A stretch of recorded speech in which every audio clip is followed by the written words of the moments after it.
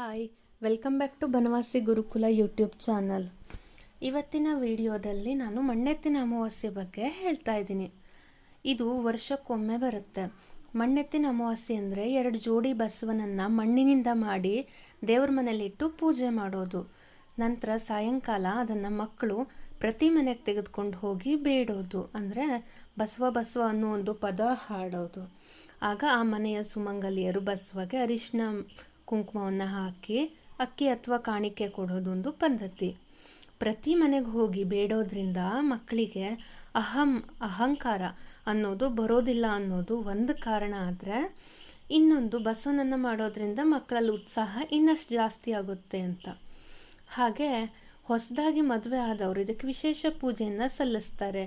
ಈ ರೀತಿ ಮಾಡೋದ್ರಿಂದ ಸಂತಾನ ವೃದ್ಧಿ ಆಗುತ್ತದೆ ಅನ್ನೋದು ಕೂಡ ಒಂದು ನಂಬಿಕೆ ಇದೆ.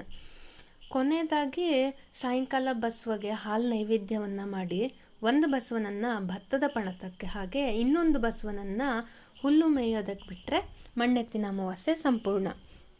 ನಾವು ನಮ್ಮ ಗುರುಕುಲದಲ್ಲಿ ಮಕ್ಕಳು ಮುಂದೆ ಈ ಪದ್ಧತಿಯನ್ನು ಮುಂದುವರೆಸಲಿ ಅನ್ನೋ ಕಾರಣಕ್ಕೆ ಇವತ್ತು ಬಸವನನ್ನು ಮಾಡೋ ಸ್ಪರ್ಧೆ ಇಟ್ಟಿದ್ವಿ.